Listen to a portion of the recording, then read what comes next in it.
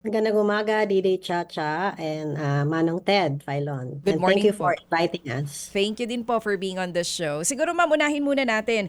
Ito nga po yung bago ninyong pag-aaral. In summary, sinasabi nyo dito, araw-araw ay parang nawawala ng Pilipinas ng jumbo jet na puno ng isda.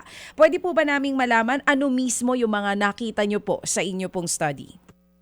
Yes, so yung Oceana po nag-conduct ng isang fisheries audit and we launched this report last Monday. And based po sa aming pag-aaral, pagsusuri kasama ng mga scientifico, mga eksperto, ang Pilipinas po ang ating capture fisheries production, yung mga nakukuha natin isda sa ating karagatan, be it yung mga malilit na mangingisda at yung mga malalaking barko, pati aquaculture ay in decline na po siya. So, yung equivalent po ng decline since 2010 ay parang isa-isang taon, nawawalan po tayo ng 45 million kilos of fish kada taon. Ito po yung malungkot na findings namin kasi ang nangyayari po, ang 88% of our assessed fish stocks, yung meron tayong mga datos sa ating mga fish stocks ay already overfished. So, nasa red zone na po tayo and collapsing na siya. So, it's only a matter of time before our country will run out of fish. And ano po ibig sabihin nito? Yung 45 million fish lost yearly ay ito ang ibig sabihin nito ay mawawalan po ng pangkabuhayan yung mga ating municipal fisher folk about 350,000 plus small scale fishers which is are only earning 2,500 at the minimum per month. Magkakaroon po ng deeper hunger. Yung families magkakain ng less fish kasi we're down to 34.3 kilos per person yung annual capita consumption. So from about 40 kilos a decade ago. So isa po tong social justice issue pati na rin environmental crisis. Ma'am, dito po sa study ninyo, aling bahagi po ng bansa yung pinaka-apektado po nitong patuloy na pagbaba ng bilang ng mga nahuhuling isda? Ito po ba pangkalahatan sa buong Pilipinas na? Ito po ang data na to ay pangkalahatan po no. Kasi yung ginagamit natin ay official data ng ating gobyerno. Oo. At dito po sa inyo pong study, sinasabi nyo nga, kung hindi po ito masusolusyonan, sasanga-sanga yung magiging problema natin na aabot hanggang sa mga fishermen, maging sa mga consumers natin. Pero ano po yung nakikita natin na pangunahing dahilan kung bakit umabot po tayo dito sa problemang ito na sinasabi nyo nga, 45 kilos po ng isda kada taon ang 45 nawawala. million 45 kilos. million kilos na isda po ang nawawala kada taon. Yes, ang isa sa mga nakita namin na reasons ay yung meron tayong tinatawag na critical gap sa ano yung ginagawa ng ating gobyerno sa governance natin. Kasi while BFAR mandated siya to implement the Fisheries Code, meron tayong mga batas, no? Kaso yung mga problema natin ay malaking problema natin sa illegal, unreported, and unregulated fishing or IUU fishing na tinatawag natin. So, ito yun po yung mga gumagamit ng mga mapipinong mata na sa pagpapangisda, yung mga unauthorized fishing, pati na rin yung pag-intrude ng commercial fishing inside municipal waters. Ito po yung top three issues. Pero yun nga, yung mga mandated agencies like BFAR ay hindi po na parang effective yung ginagawa nila, no? Meron tayong mga fisheries management areas na ang layunin po ay para pangalagaan itong mga fishing grounds. Kaso lang po hanggang plano tayo, hindi masyado tayong nakakapag-enforce fully ng ating mga plano. So, meron talagang parang gap between yung anong ginagawa natin. Magaling tayo sa mga pagkakaroon ng meetings, pagkakaroon ng plano, pero yung ano yung mga evidence na itong mga measures na pinag-uusapan natin sa ating mga meetings, sa ating mga management bodies ay wala pong evidence na itong mga measures na para i-address yung pag-deplete na ating fish stocks ay actually nagwo-work po. So yun po Oo. yung problema natin. Isa pa rin yung problema nakita namin, yung incomplete data na nag-i-exist, and it remains inaccessible also to people. So lalo't lalo na sa mga taong kailangan ito, yung mga fisher folk, mga LGUs, na kailangan Mm. natin itong mga datos na to make informed decisions. Okay, nabanggit niyo po yung Bureau of Aquatic Fisheries and Resources natin na sinasabi ninyo puro pagmi-meeting, puro pagpaplano, pero yung kanilang kino-conceptualize at pinaplano, hindi siya nagagawa on actual. Aside from BFAR, na dito sa study niyo lumalabas yung mahinang enforcement para po dun sa pagbabantay sa dagat at iba pa nating problema. Ano pa pong ibang ahensya ng gobyerno ang nakitaan natin dito na may kakulangan po sa mandato nila kung bakit nauwi po tayo sa ganito? Yung Fisheries Code po, nag-identify po ng sino po yung talagang mga primary government agencies at saka mga nagsusupport ng mga agencies, no. For at the national level, nandun yung Coast Guard, andun yung PNP Maritime kasama sa BFAR. Tapos at the local level, kasi decentralized tayo, yung mga local government units. Yun po yung mga in charge, kumbaga, no. Aside from, of course, kasama tayo, yung mga civil society organizations, pati na rin yung mga sektor ng mga mangingisda. Kaso lang nga po, yung meron tayong mga gap sa ginagawa, no? Na nag-enforce nga tayo ng seasonal closures, pero ayon sa mga fisheries scientists, hindi pa to enough, no? Hindi to enough to reverse the decline. So, kailangan po natin tingnan ng maigi talaga kung saan ba yung problema, ano ba yung mga hotspot areas. Meron tayong karagatan patrol sa Oceana na nagsasabi, ito po yung hotspot sa illegal fishing.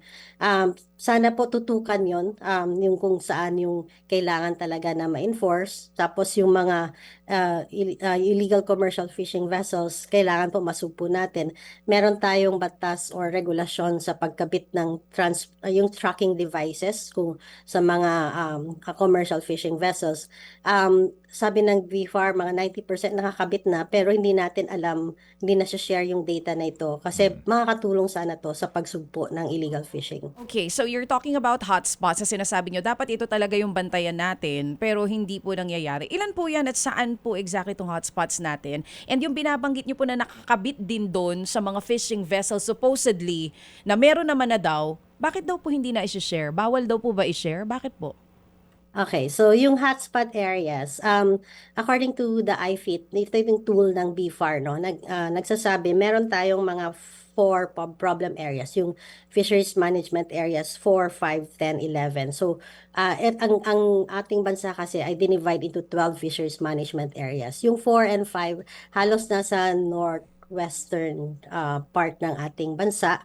Yung FMA 11 ay nasa gitna, yung mainly Visayan Sea areas. Tapos,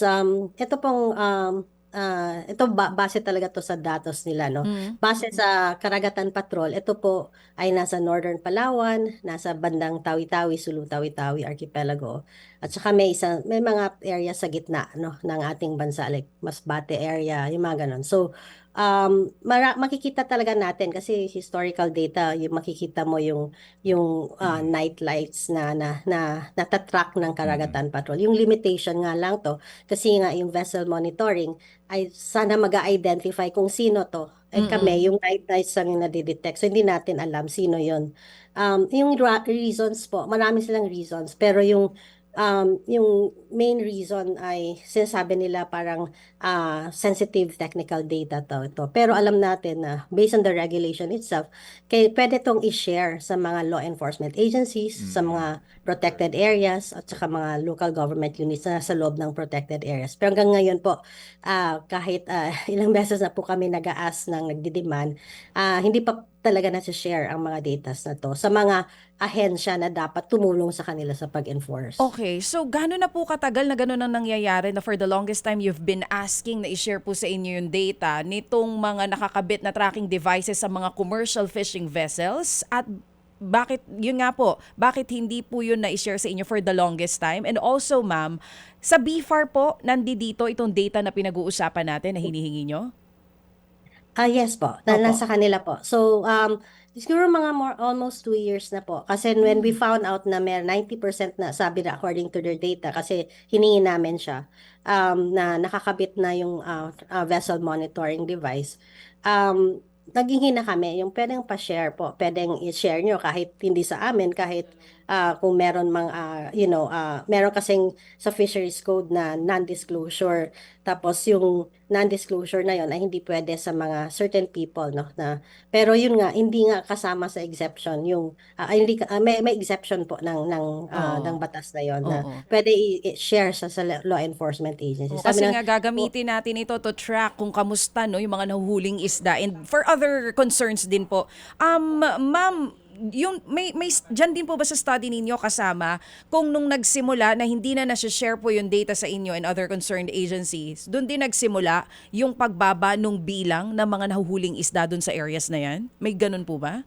Hindi po, kasi yung pagbaba ng bilang, dekada na po yan. Mhm. Ayun, actually, yung sabi ng scientist, yung parang since 2010, nito na yung steep decline ng ating fisheries, no? So, talagang malakas po yung pagbaba ng ating fisheries production.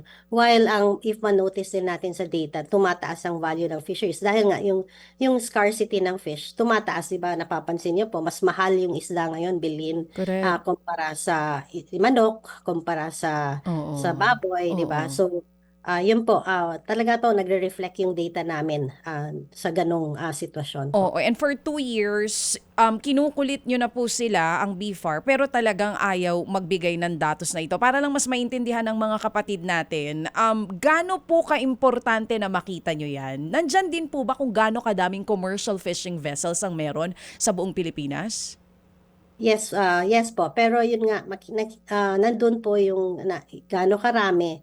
Kaso alam natin yung nakakabitan lang base sa regulasyon, yung catcher vessel nila. Hindi yung mga iba't ibang, marami yan vessel kasi sa isang commercial fishing operation. So, magmumultiply yan siguro by 3 by 5, no? Yung actual sitwasyon sa dagat. So, pero yun nga, base sa aming pagkukulit ng more than 2 years, hindi pa talaga nila nabibigay yung yung data na yon. Maganda siguro din siya dito no nadaanan natin yung usapin ng pangingialam dito ng court no kasi nga idinulog sa Totoo. kanila itong mga isyong ito para mas maintindihan po ninyo ha mga kapatid at mamaya po atin pa hong ikaklaro para ho mas kauna-unawa ang isyong ito nang sa ganun po ay makapag-isip-isip po tayo ano ho bilang mga Pilipino. Unahin ko lang po muna can you educate us, attorney, ito pong controversial na Mercedar case? Kasi ito ho yata din ang dahilan kung bakit po nauubos ang ating mga isda sa ating pong municipal waters, ma'am. Yes, so malaki din ang epekto ng desisyon nito ng Korte Suprema na ginawa nila nung December 2024 natin na receive yung decision na ito, no. Yung Mercedar case po ay nagsasabi na yung municipal waters, yung 15 kilometers natin na municipal waters ay unconstitutional po. Tapos parang inaalaw yung pag-operate ng commercial fishing vessels inside these municipal waters at sinasabing dapat papasukin sila. Tapos wala daw preferential rights yung ating mga maliliit na mangingisda. So unconstitutional din po 'yon. So ayon sa decision na 'yon, parang ini-erase niya yung boundary na Mm-mm. yung sinasabi nating buffer zone na municipal water. Sana na hindi papasukin yung ating mga commercial fishing vessels kasi yun nga ang marami sa ating mga maliliit na mangingisda ay gumagamit lang na maliliit na bangka and Mm-mm. base din sa ating data kung maapektuhan to hindi sila makakapag-compete kasi mas efficient po yung gears ng mga commercial fishing and based on our findings itong mga maliliit na mangingisda it's not because of not only social justice issue no kasi sila yung mga Mm-mm. pinakamahirap na sektor isa sa mga pinakamahirap Opo. na sektor sa ating bansa kundi nakita natin sa data na nagko-contribute din sila ng 38% in yung fish sa Mm-mm. ating fisheries production. So malaking contribution sila. So Mm-mm. sila rin nagpapakain sa atin ng isda. Kaso nga lang, yung parang under threat nga dahil sa Mm-mm. Mercedar case na to. Okay, final na po ito ano ho. Dito po hindi na ho nakahirit pa ang BFAR at ang Estado para po magbago ho ng desisyon ng Supreme Court. Hindi pa po final and executory po to kasi nung 15 days after po, nag-file po ng motion for reconsideration ang BFAR through the OSG. So, nagawa naman nila po yung pag-apela at paghingi ng motion for reconsideration. At the same time, kami po, kasama ng mga municipal fishing sector, mga legal experts, nag-file din po ng intervention at saka yung motion for reconsideration.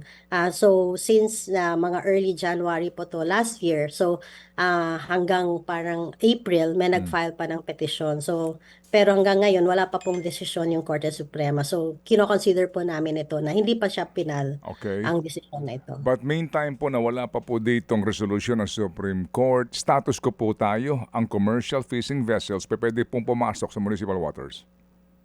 Hindi po, parang ang status ko po ay hindi pa sila pwedeng pumasok kasi hindi pa naman final yung decision ng court na yon. Opo. So hindi pa ho ito final and nangangahulugan po na in effect pa rin ang pinagbabasehan pong batas nito. Dito na ho papasok yung kahalagahan ng vessel monitoring measures, right? Doon ako tutunghay ngayon. Yes, kasi nga po ito'y konektado na ngayon. So, meron po kasing regulasyon nga na inilabas po ang ating pong pamahalaan. Ang tawag nga po dito ay vessel monitoring measures. Ano ho ba ito? Attorney, again, para ho mas klaro po, ano ba ang purpose nito? Bakit kinakailangan maglagay ang mga commercial fishing vessels nito? Ito po ayon sa international standards, no. So lahat ng commercial fishing vessels ay sana magkakaroon ng tracking device para malaman natin ano yung lokasyon ng kanilang pagpangisda. Kasi binibigyan naman sila ng permit ng gobyerno. So it's a license, no. It's a privilege, no. So dapat alam ng gobyerno kung saan din sila nangingisda ayon sa kanilang lisensya. Kasi sa license sila identified anong fishing ground sila dapat. Hindi sila pwedeng umalis sa fishing ground na yon, no. Hindi sila basta-basta magkipagpangisa all over the country. At saka yung VMM po ay nakabit po doon din yung electronic reporting system. So kailangan nire-report din nila ilan ba yung isda na nakukuha nila. So yun nga, dahil hindi na siya share, hindi natin alam, di Opo. ba, yung volume ng fish na nakukuha nila. Meaning, kapag itong mga malalaki na commercial fishing vessels pumasok doon sa municipal waters, matatrack din ng BFAR. Yes po. Okay. Real time po. Real Yeah, time sa. Real time. And then, there comes enforcement. Di ba? Tsaka papasok ang enforcement. No? Kapag nakita ho nila na ituhong naturang barko na nangingisda ay hindi doon yung kanyang permiso at siya pumasok doon sa municipal waters, maaari na pong pumasok yung enforcement. Yes po. Mas Yun. madali po yung enforcement kasi may ebidensya ka na rin, may electronic evidence ka na rin. Hindi ka nagagastos ng mga resources ng fuel sa pagpapatrolya, di ba? Kasi alam mo na saan sila pumapasok. Opo. And then, ang sisti lang po dito, may mga malalaki din pong fishing companies na nagpetisyon sa hukuman at kine-question ang legalidad nito. Yes po. Meron din 4 po na malaking kumpanya ng mga commercial fishing. Opo, at pinagbigyan sila ng hukuman ng lower court. Sa lower court po, pinagbigyan din sila. It's by the way the same lower court yung nag-rule din sa Mercedar case. Tapos yun nga, pinagbigyan sila, kinwestiyon nila yung vessel monitoring rules. So pinagbigyan sila. Nag-intervene kami sa lower court, hindi din kami pinayagan. So nag-apela din tayo sa Supreme Court kasama ng OSG to represent also BFAR. Opo. Hanggang ngayon wala ding desisyon din yung kasong iyon. Opo, pero lumalabas po ngayon na again, ito po ay lower courts na nabotas ba to? Yes po, Okay. Malabon. Okay, Malabon na botas na RTC, pero ma'am, ang lumalabas ngayon, yung pong mga kumpanya na humingi ng injunction, sila lang po ngayon ang exempted dito sa vessel monitoring measure, kumbaga. Yes, ayon po sa may nag-release po ng memorandum yung BFAR na sila po yung exempted muna sa pagkakabit. Kaya sinasabi namin 90% kasi yung baka yung vessels nila ay nandun sa loob ng hindi pa nakakabitan. Yes, opo. Ito ho bang mga kumpanyang ito na kumwestiyon sa vessel monitoring measures kasama yung kumpanya ni Secretary Laurel Chiu? Ay, hindi po. Frabel, no? Hindi. Hindi kasama. Opo, opo. Mm-mm. Opo. Meron ba kayong ugnayan kay Secretary Laurel Chu dito sa isyong ito? Well, ito lang po, no? Tatawag kami sa kanya para sa kanyang panig pero hindi ho naman Mm-mm. itinatanggi, di ba, na ang pamilya po ni Ginoong Laurel Chu for the longest time, ang negosyo po ay fishing. Yes. Opo. Yes po. So, in terms of pag-ugnayan sa kanya, actually nung lumabas yung Mercedar case, no, yung decision, uh, true enough, pumayag siya na makipag-audience sa amin kasama yung maliliit na mangingisda. Ano, this was early January 2025. At doon nga hiningi namin yung vessel monitoring data. Pumayag naman siya. So, after nun, syempre inutusan niya yung mga tao niya. Pero yun nga, mahina talaga yung bureaucracia. Ewan namin na it's caught in that bureaucratic maze na hindi namin alam na kahit meron ng, well, Aha. verbal ngayon Aha. na agree sa pag-share Mm. galing kay Secretary Chu, yun, hindi pa to nangyayari po, yung kanyang utos. Opo, opo. Well, pero ma'am, kasi po, di ho ba dapat, sabihin na po natin na meron pong data privacy na dito po sa vessel monitoring system na ito. Pero at least, dapat ibinabalita nila ng BFAR, ng DA, kung meron silang mga nahuhuli na lumalabag. Yes po, oo. Kung yung ano yung mga hakbang na Yes. nagagawa nila Oo. na sa paghuhuli ng yung mga lumalabag sa Yes, ating sir. Yes, batas. yes, ma'am. So, pero kayo ho ba meron kayo nababalitaan na inilalabas na report man lang po ang BFAR dito at ang DA na ito po no sa aming paggamit ng VMM na ito po ganito karami ang mga fishing companies na lumalabag at pinapanagot nila. Wala pa po. Wala pa po kami as of the present. Opo, wala pa po. But we can presume, ma'am, ang assumption natin dito, may mga lumalabag dito.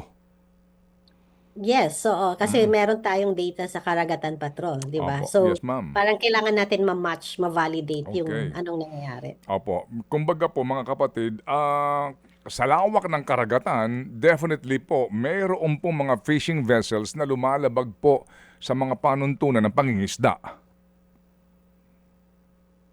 Di ba, ma'am? Yes, Opo. yes po. Opo. Oo. Kasi meron aside from Karagatan Patrol, nakakatanggap din po kami ng mga reports on the ground Mhm. na so for instance Opo. yung sa Northern Palawan pumapasok na sila sa kahit ancestral waters ng ating katutubo doon. So Aha. naghihingi na nga po ng tulong din yung mga katutubo natin at saka Opo. yung mga malilit na mangingisda po doon. Opo. And then, diyan po, kumbaga nga, bulag tayo sa mga ginagawa nga po na enforcement ng gobyerno dito po sa mga paglabag na ito. Kaya, itong bunga ngayon. Ito nga po, yung 45 million, ano po, di po ba, na kilos ng isda ang nawawala sa atin because of all of these violations. Yes po, kasi yun nga, wala po tayong data. And paano Yes. natin po mamamanage yun? If we don't have Okay. any data, how can we manage what we don't know? Yun po yung ating yung mensahe dito, no? So, kailangan po yung mga datos sana, hindi, dapat accessible na siya. Bakit Opo. tayong nagtatago po? Public naman po ng mga data na to. Opo. Ang mga Chinese fishermen po, Vietnamese dito po, kasama ho sila sa problema ba? Yun po hindi natin nga alam kasi if maalam sana natin yung sino ba yung Filipino fishermen na nasa for instance West Philippine Sea no, at or sa Northern Philippines, malalaman natin na kung may iba pa tayong natatrack doon sa loob na yon, hindi na yun mga Filipino vessels, di ba? Okay. So yun po ang hindi natin alam. Okay, so ngayon po mga kapatid, dito po ang atin din pong iniisip ngayon, dahil nga po dito po sa hindi nila inilalabas, ang karamihan po dito, ito pong mga malalaki na mga fishing companies operated by Filipinos. Mm-mm. Tama, Yes ma'am? po. Opo, opo. Yes po. Okay, ngayon ma'am, ito ho ngayon dahil nga sa problema po ng ating maliliit na mga mangingisda, na sila ho mismo actually food poor, ironically. Ang problema ho natin dito, may study rin po kayo na para hong sa mga magsasaka na ang edad ho actually pa 60 na yung average age ng mga Filipino farmers. Sa mga mangingisda po, ano ngayon ang average age nila at yung pong bukas makalawa, wala na pong susunod pakitate na mangingisda kasi nga nagugutom ako sa hanap buhay nito. Yung average age po nila, yung mga late 50s na rin po. So, pareho din sa mga magsasaka, tumatanda na po yung ating mga mangingisda. At wala na po talagang mga batang mangingisda halos makikita natin na gustong pumasok sa trabaho na ito, sa sektor na ito. Kasi yung nga, mahirap talaga. And yung mga anak nila po, dinidiscourage talaga po nila na maging mangingisda rin. Kasi nakita rin nila yung hirap ng buhay bilang isang Mm. maliliit na mangingisda. So yun po yung nakakabahala din kasi parang parte to ng kultura na dapat natin, no, as an archipelagic nation, Mm. yung mga pangingisda. So kung mawawalan na tayo, paano na po yung ating food security, no? Paano na po yung kinabukasan natin? Ma'am, food security at ang inyo pong panawagan deklarasyon ng food security emergency. Ma'am, sino Yes po ang po. dapat umaksyon dito? At gaano ito ka-urgent ngayon para po sa ating, hindi lang ngayon kundi sa ating mga anak at mga apo? Yes po. So ang panawagan namin sa presidente ay mag-declare ng fish emergency, no? Kasi this is a food security issue talaga. So dapat makita natin, iput a spotlight din natin yung ano nangyayari below the surface ng ating karagatan. Kasi nga yung parang hindi natin masyado napapansin. Masyado tayong engrossed minsan sa anong nangyayari sa lupa, pero alam natin na mas malawak pa yung karagatan natin at mas marami talaga sana tayong sources para ma-ensure yung food security ng ating bansa. Kasi yung protein requirements ng Pinoy, more than 50% galing po sa isda yan. So what will happen if yung nawawala na po yung ating fisheries na at wala na pong paano yun magkakaroon po tayo talaga ng crisis. So before we can we will reach that point, so we're already on the edge of the cliff, kailangan po we need to avert that crisis kasi otherwise po magko-collapse po yung fisheries natin. Opo. Edge of the cliff. Bangin na po ito na maaari po tayong mahulog at di ka na makakabalik. Pero ma'am, pag tinanong mo dito sila Secretary Laurel Chu, spokesperson nila, maging siguro si Presidente, hindi. Meron naman tayong bangus. Meron naman tayong tilapia. At pwede naman tayong mag-import. Di ba? Yes. Opo. Anong inyong tugon doon, ma'am? Sa amin po, hindi po ma-address yun. Yung ito, hindi po yun ang solusyon. Kasi yung importation, magiging mas mahal yun. To. Hindi yun makayanan ng ordinary Filipinos. Tataas talaga yung presyo ng isda. At bakit natin iisipin yun? No? Kasi hindi natin iisipin na meron tayo dito sa atin, bansa mismo, no? Ang source ng itong isda. Kung pangalagaan talaga natin, kung i-rebuild natin yung fisheries na to. Kasi meron namang magagawang paraan. Talagang dedicated rebuilding ng fish stocks, no? Kasi merong dedicated budget, may personnel, ganon. So yung aquaculture din po, of course alam naman natin yung nutritional value niya ay medyo mas mababa siya sa capture fisheries, yung wild capture fisheries natin. So base din to sa pag-aaral namin together with the UST FNRI. So hindi po to yung tugon po sa Opo. mga problemang ito. And you cannot really rely on artificial, di ba? Ma'am, opo, yan po yun. Anyway, ma'am, salamat po na marami. Hindi pa ho tayo tapos sa isyong ito. Kami lang po kadalasan nalulungkot, attorney, sa totoo lang, kapag pinag-uusapan ng ganitong mga bagay, maraming tao hindi interesado. Di Yes ba? po. Maraming tao po ang walang pakialam dito. Marami Yes pong po. tao ang hindi naiintindihan ito. Kailangan po talaga pagtulong-tulungan natin ito nang sa ganun po, yun nga, umaksyon na po ang Estado. Otherwise, ako kinikilabutan dito sa inyong inire-report sa amin na hindi lang po mawawala mga kapatid ang ating mga maing isda. Physically, mawawalan po tayo ng isdang kakainin. Ironically, sa isang bansa na napaliligiran po ng karagatan. Attorney.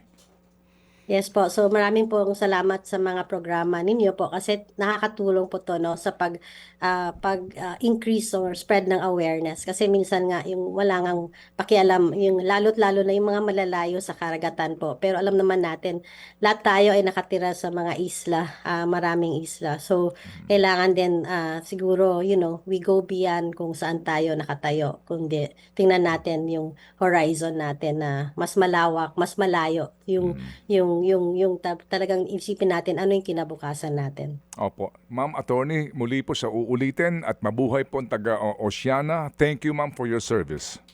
Thank you, Manang Ted and DJ Cha. Mga kapatid, brothers and sisters, saan ka pa? Dito na tayo sa totoo. Dito na tayo sa True FM. Mga kapatid, mag-subscribe and follow po kayo sa social media accounts ng True Network PH. Yan po kami. Hanapin nyo lang True Network PH, Facebook, Instagram, YouTube, TikTok, and podcast.